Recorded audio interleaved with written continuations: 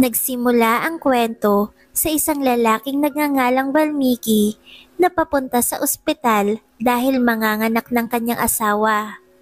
Isa siyang tagapangasiwa ng isang milyonaryo na nagngangalang Ramachandra na ang asawa ay nagkataon din na parehong ospital at malapit ng manganak. Sa wakas ay niluwal ang anak ni Valmiki. Sinabi sa kanya ng nurse na ito'y isang lalaki. Tuwang-tuwa siya nang marinig iyon. Kasabay nito ay nanganak din ang asawa ng boss niya na si Yasu.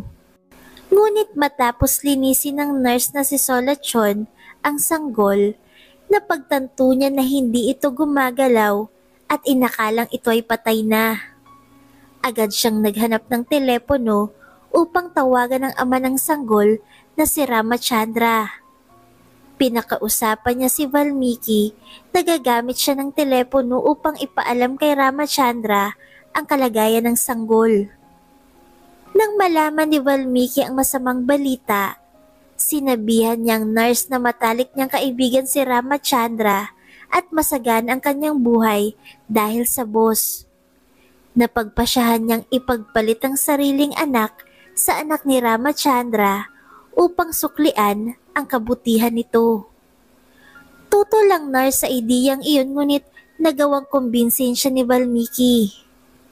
Kinuha ni Valmiki ang anak kasama ang nurse tapos ay dumiretso sila sa silid ni Yasu upang ipagpalit ang sanggol. Sandaling nakonsensya ang nurse ngunit nagawa rin nilang ituloy ang plano. Habang pabalik sila sa silid ng asawa ni Valmiki ay isang nakakabinging kulog ang kanilang narinig. Biglang nagising ang sanggol na hawak niya. Dahil buhay pa pala ang sanggol, gustong isauli ng nurse ang sanggol sa tunay nitong magulang. Ngunit inagaw ni Valmiki ang sanggol. Nung una pa man ay may masamang intensyon na si Valmiki. Dati ay parehas lang ng estado sa buhay ang magkaibigan na sina Valmiki at Ramachandra. Nagsimula ang inggit ni Valmiki sa kaibigan nang yumaman ito matapos ikasal kay Yasu, ang anak ng may-ari ng kumpanya kung saan sila nagtatrabaho. Gusto ni Valmiki na matamasa ng kanyang anak ang marangyang buhay kaya ipinagpalit niyang mga sanggol. Itinulak niya ang nurse nang tangkain itong bawiin ang sanggol ngunit aksidenteng nahulog ito.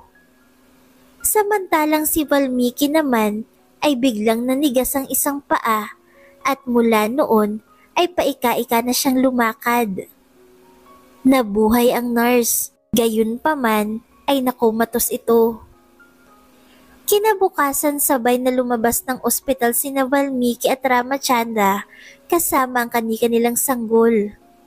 Ang nangyaring palitan ay si Valmiki at Sulichona lang ang nakakaalam at nananatiling sikreto.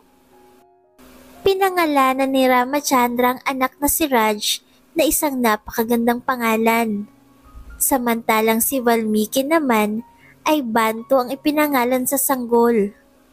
Isang pangalang ginagamit ng mahihirap sa India. Si Bantu ay isang matalinong bata. Nais ni Bantu na ipagmalaki siya ng kanyang ama dahil sa kanyang angking talino. Matataas ang kanyang mga grado sa eskwelahan. Ngunit baliwala yun kay Valmiki. Sa halip ay lagi itong iniinsulto. Makalipas ang 20 taon, nakakaraos-raos lang sa buhay ang pamilya ni Bantu, samantalang si Raj naman ay puno ng karangyaan sa buhay. Nag-aral si Raj sa Amerika, ngunit umuwi rin ito matapos mag-drop out. Nagpabili si Valmiki ng kalabasa kay Bantu para sa pagdating ni Raj. Matapos ibigay ni Bantu ang pinabili ng ama, ay agad siyang pinalayas nito at sinabihan siyang hindi bagay doon ang isang talunan na katulad niya. Kinabukasan habang naghahanda si Bantu para sa isang job interview, inutusan siya ng ama na ihatid ang kanyang kapatid. Sinadya yun ni Valmiki upang malit si Bantu sa interview. Ngunit sumunod pa rin si Bantu sa utos ng kanyang ama. Habang nasa daan, ay napagtripan na kuhanin ng mga kalalakihan ang bandana ng kapatid niya. Sinabihan siya ng kapatid na dapat ay pagtanggol niya siya sa mga siga sa daan. Di siya nakatiis at nilabanan ng mga pasaway at nabawi niyang bandana ng kapatid. Katapos ay dumiretso siya sa kanyang interview sa isang travel agency.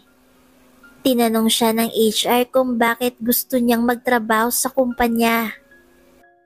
Sinabi niyang lahat ng tungkol sa kanyang buhay sa nakalipas na 25 years at tungkol sa kanyang amang walang amor sa kanya at palagi siyang sinisiraan. Naawa ang HR sa kanya at nagpa siyang tanggapin siya sa kumpanya. Sa elevator nakasabay ni Bantu ang isang napakagandang binibini na si Amulya. Hindi niya maalis ang tingin sa hita ng babae. Bigla siyang tinanong ng binibini kung nakita niya na ba ang kanyang boss. Sinabi ni Bantu na hindi niya pakilala ang boss dahil bago siya sa kumpanya. Ikinento ni Bantu sa kanyang mga kasamahan ang tungkol sa babaeng nakasabay niya sa elevator. Laking gulat niya nang malaman niyang boss niya si Amulya. Sa kabilang banda, dinalaw ni Valmiki si Solachona sa ospital pero comatose pa rin ito. Natatakot si Valmiki na mabunyag ang kanyang lihim kapag nagising si Solachona. Balik sa opisina, hiniling ni Amulya kay Bantu na tignan ang kanyang mga mata, ngunit ito'y nakatitig lamang sa kanyang mga hita. Pagkatapos ay inilagay niyang isang libro sa ulo ni Bantu upang tumingin ito sa kanya ng diretsyo. Ngunit nang tumingin siya sa mga mata ng boss, ay biglang nahulog ang loob niya dito. Lumipat ang eksena sa isang daungan kung saan ay may isang tuso at malupit na negosyanteng nagngangalang Apalanaydu. May anak siyang lalaki na si Paidethali. Balak nitong makipagkita kay Ramachandra, ang may-ari ng kumpanyang ARK, para mag-alok ng pautang dahil alam niya na ang ARK ay nakakaranas ng krisis sa pananalapi. Kapalit nito ay gusto niyang makuha ang kalahati ng share ng kumpanya bilang kabayaran. Samantala si Anant, na biyanan ni Ramachandra, ay inutusan ng kanyang apong si Raj na makipagkita kay Paidethali at tanggihan ng alok. Napilitan si Raj na sumunod sa utos ng kanyang lolo. Alam ni Ramachandra na hindi niya maaasahan ang anak sa ganoong transaksyon. Itinuro niya kay Raj ang lahat ng dapat niyang gawin habang sinusubaybayan ito mula sa isang monitor. Hindi alam ni Raj ang gagawin at nanatiling walang kibo. Nainis si Ramachandra at tuluyang tinanggihan ng alok sa pamamagitan ng monitor at pinaalis si Paidethali sa kanyang opisina.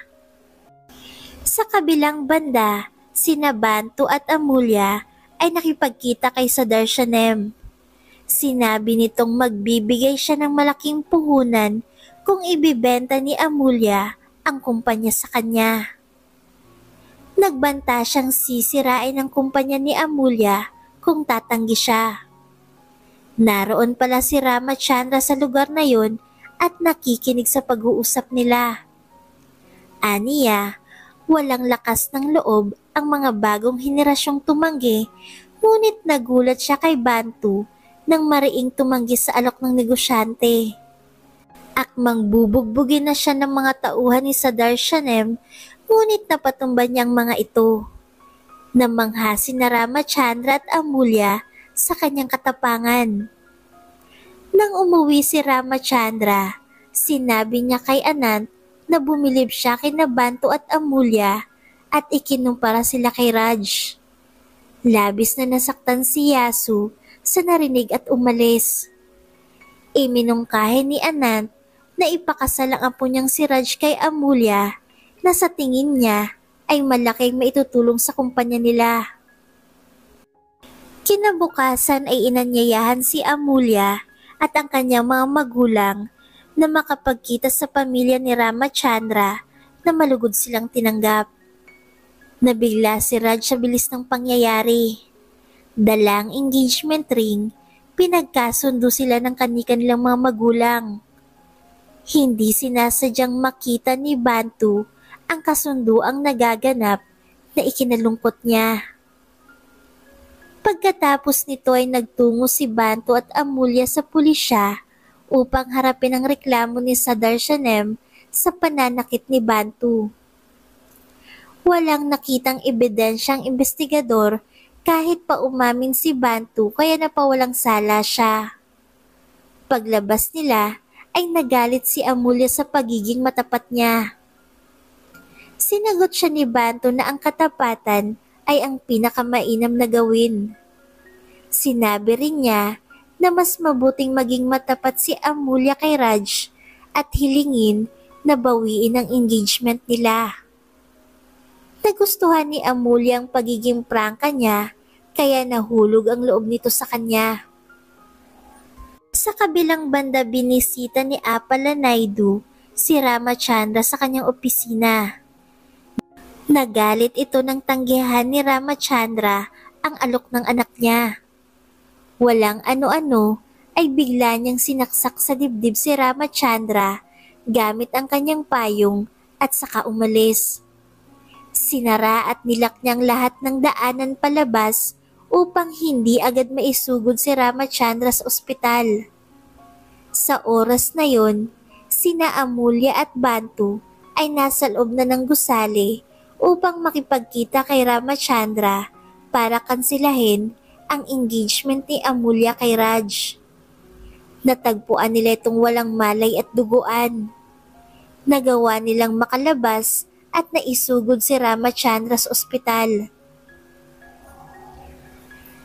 Sa hallway ng ospital, hindi sinasadyang naaninag ni Sulachona si Ramachandra. Nang gumulong ang hinihigaan niya, ay pinigilan ito ni Bantu. Tinanong siya nito kung anak ba siya ni Ramachandra. Sinabi niyang hindi. Sakto naman ang pagdating ni Valmiki at Anand. Itinuro niyang amang si Valmiki sa pasyente. Ipinagtapat ni Sulachona kay Bantu na si Ramachandra ang tunay niyang ama at hindi si Valmiki. Hindi niya ito sineryoso at inisip na nagdidiliryo lang ang pasyente. Ngunit ipinagtapat ni Sulachona sa kanyang lahat ng nangyari 25 years nang nakalipas. Pinagpalit ni Valmiki sina Bantu at Raj. Mangiyak-ngiyak at hindi makapaniwala si Bantu sa natuklasan. Matapos nito ay sinilip niya si Ramachandra na inooperahan.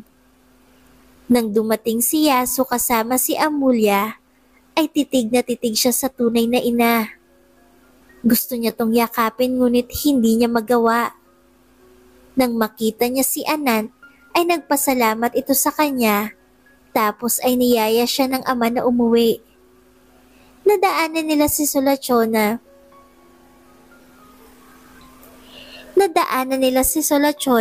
Na pumanaw na. Tinanong ni Bantu ang ama kung kilala niya si Sulachona. Itinanggi ni Valmiki na kilala niyang pasyenteng namatay kaya nakatikim siya ng malakas na sampal. Hindi na niya matiis ang pag-uugali ng kanyang kinikilalang ama. Habang nasa biyahe pauwi, inihinto ni Valmiki ang kanyang motor at tinanong kung bakit naglakas loob si Bantu na sampalin siya. Sumagot si Bantu na alam na niyang lahat. Sinabihan siya ni Valmiki na hindi dapat naniniwala sa nurse na 25 years ng comatose. Labis na dismaya si Bantu dahil ginawa nitong miserable ang buhay niya. Sa kadahilan ng iyon, tumanggi si Bantu na tawagin siyang ama. Sa wakas, ay malaya na si Bantu mula sa pagpapahirap ni Valmiki. Nagmakaawa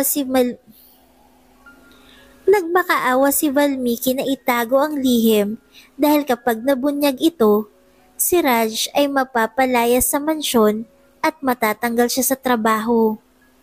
Si Bantu ay may mabait na puso at pumayag na hindi ibunyag ang sikreto dahil naawa siya kay Raj at masasaktan ito kapag malaman ang katotohanan. Ayaw din niyang mahiwalay si Raj sa kanyang ina na nag-alaga at nagpalaki sa kanya ng maraming taon. Sa bahay sinabi ni Valmiki na hindi niya hahayaang makapasok si Bantu sa mansyon. Gayunpaman may naisip si Bantu na paraan upang makilala ang ama. Ito ay sa tulong ng personal na doktor ni Ramachandra. Nagpanggap si Bantu na kinidnap niyang anak ng doktor at hiniling dito na sabihin kay Anant na ang tanging paraan para maka-recover agad si Ramachandra ay kung mapapaligiran siya ng mga taong mahal niya at ng mga taong tumulong sa kanya. Agad na inutusan ni Anant si Valmiki na papuntahin doon si Bantu. Hindi nagtagal ay dumating si Bantu at nakita si Anant. Masayang makita ni Bantu ang kanyang lolo. Nagpasalamat ito sa kanya at pagkatapos ay inalok siya ng trabaho na may mataas na sweldo na hindi niya tinanggihan. Pagkatapos ay nagsuggest si Bantu kay Anant na i-report ang nangyari kay Ramachandra. Sinabi ni Anant na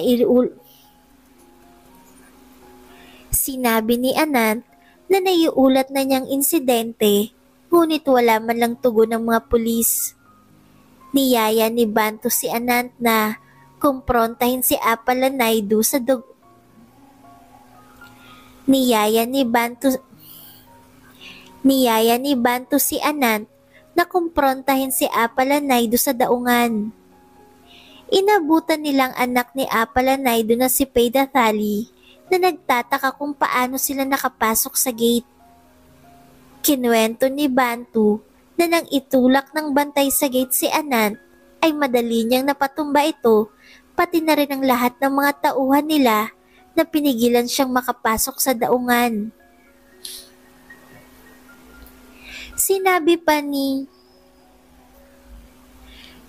pa ni Bantu na nandoon sila upang ipaghigati ang tangkang pagpatay ng ama niya kay Ramachandra.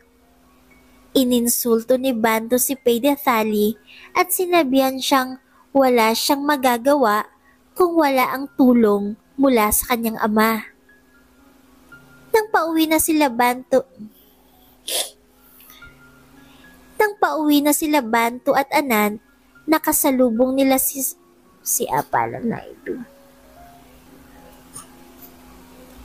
Nang pauwi na sila Bantu at Anant, nakasalubong nila si Apalanaydu at sinabihan nitong huwag nang makikialam sa kumpanya ng ARK.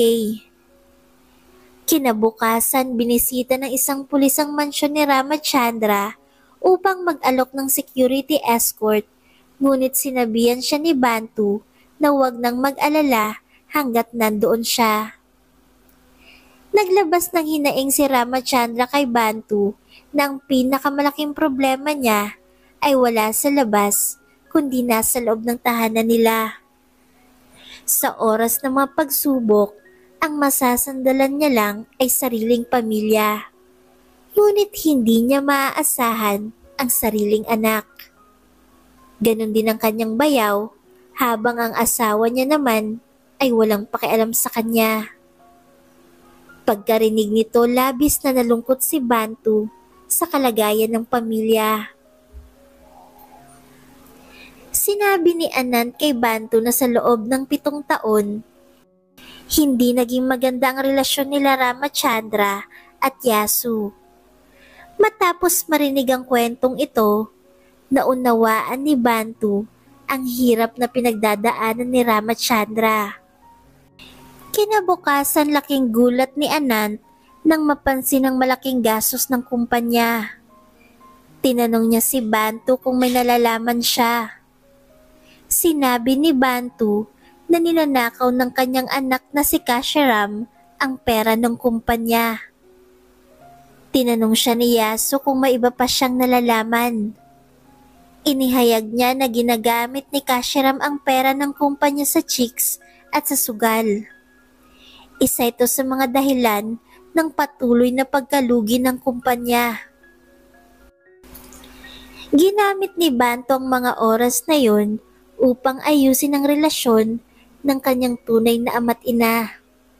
Sinabi ni Bantu na sa matagal na panahon ay hindi magkasundo ang mag-asawa dahil sa isang pagkakamali 7 taon nang nakalipas nang makipagrelasyon si Ramachandra sa kanyang sekretarya. Pagkatapos banggitin ni Bantong tungkol sa nakaraan ni Ramachandra, ay sinampal siya nito. Binanggit ni Banto na ang relasyong nabuo sa kasinungalingan ay hindi magtatagal.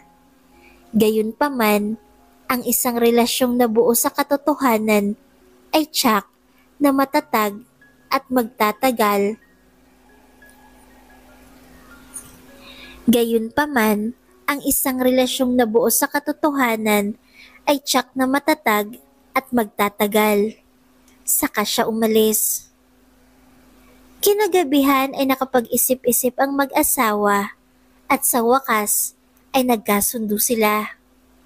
Labis itong ikinatuwa ni Bantu. Sa kabilang banda ay may masamang binabalak si Kashiram. Gusto niyang makuha ni Pedithali ang share ng kumpanyang ARK upang madali siyang makakurakot. Kinabukasan ay dumating si Pedithali para makipagkita kay Raj. Sa mansyon ay labis na nag-aalala si Ramachandra dahil alam niyang hindi maaasahan ng anak. Balak niyang dumalo sa meeting ng kumpanya dahil hindi niya gustong mapunta ang share ng kumpanya sa mga maling tao. Hindi pa siya lubusang magaling, kaya pinigilan siya ng biyanan at asawa. Tinawagan ni Anant si Bantu at hiniling sa kanya na hadlangan ang plano ni Pedithali na bilhin ang share ng kumpanya. Hindi nagdalawang isip si Bantu na pumunta sa meeting upang kumatawan kay Anant bilang may-ari ng kumpanya. Sa pulong agad na pinunit ni Bantu ang kontrata sa harap ni Pedithali at sinabi na ang share ng kumpanya ay hindi kailanman ibebenta at pagkatapos ay iniwan nilang tusong negosyante. Napagtanto ni Ramachandra na maaasahan niya si Bantu. Gayunpaman, kinabukasan sa idinaos na kasiyahan ay hindi sinasadyang nakita ni Yasu sina Bantu at Amulya na naghahalikan. Nalungkot siya at agad na pinaalam sa pamilya ang natuklasan. Nandoon si Valmiki na patuloy na gustong sirain ang buhay ni Bantu.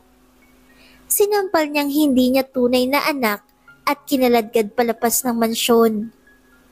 Sa wakas ay umamin si Bantu kay Amulya na siya ang tunay na anak ni Ramachandra na ikinagulat ng dalaga. Hindi nagtagal ay nakatanggap ng tawag si Ramachandra mula kay Apala Naidu. Nagsabi ito na kinidnap nila si Nandini at papatayin nila ito kapag hindi nila pinirma ng kasunduan na mapupunta sa kanila ang kalahati ng kumpanya. Ayaw nilang may mangyari sa pamangkin kaya pinirmahan ng mag-asawang kasunduan. Dahil dito ay pinagsisisihan ng ama ni Nandini ang kanyang pagkakamali. Nagpresenta si Kashiram na siya nang mag-aabot ng dokumento sa kidnapper, ngunit nagpumilit si Raj na siya nang magdadala nito dahil mahal niya si Nandini. Nang pigilan siya ni Valmiki, ay pinagalitan niya ito dahil ginagawa siya nitong mangmang. Nag-alala si Valmiki sa kanyang tunay na anak at humingi ng tulong kay Bantu, ngunit tinanggihan siya nito. Nang dumating si Raj sa mansyon ni Apalanaydu, ay nalaman niyang kumilos na palang mag-isa si Bantu upang iligtas si Nandini. Binugbog niyang lahat ng mga tauhan sa mansyon, pati rin ang anak ni Apalanaydu na si Faydetali. Sa huli ay natagpuan niyang si Apalanaydu ay bihag si Nandini. Nagawa niyang masaksak ito sa dibdib at mailigtas si Nandini. Balik kay Raj, natagpuan niya si Apalanaydu na may saksak sa dibdib. Sa di matukoy na dahilan ay tinulungan niya itong madala sa ospital. Samantala bumalik si Bantu sa bahay ni Ramachandra kasama si Nandini.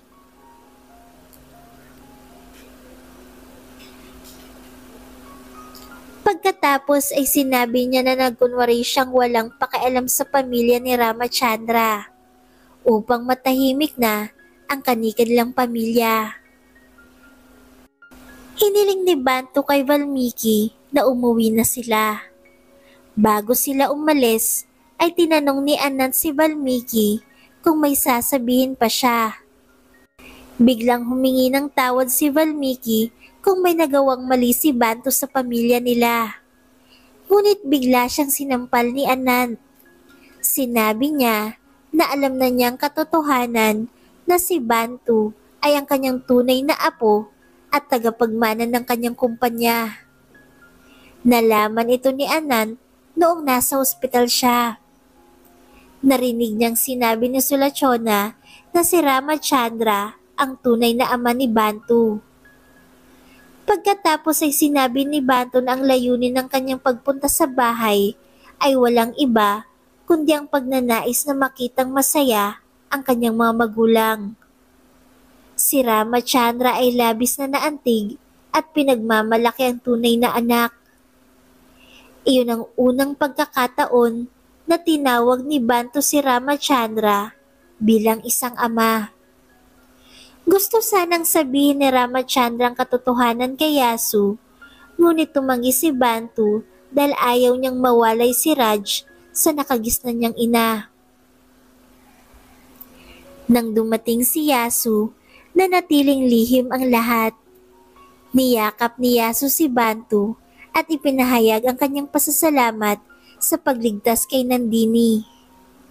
Sa wakas ay naramdaman ni Bantu ang mainit na yakap mula sa kanyang tunay na ina. Upang mabayaran si Bantu sa kanyang kabaitan, ibinigay ni Yasu ang kalahati ng kumpanya.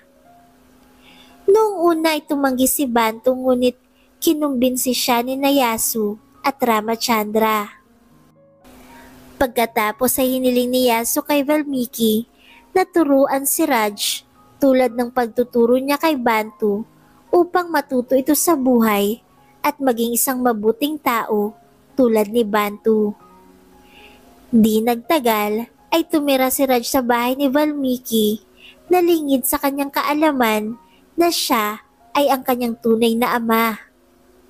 Masaya si Raj sa bagong buhay dahil malaya niyang nagagawa ang anumang gusto niya. Hindi tulad ni Valmiki na mukhang bigo at malungkot. Sa huli ay pinakasalan ni Bantu si Amulya at ang kanyang buhay ay nagbago ng husto.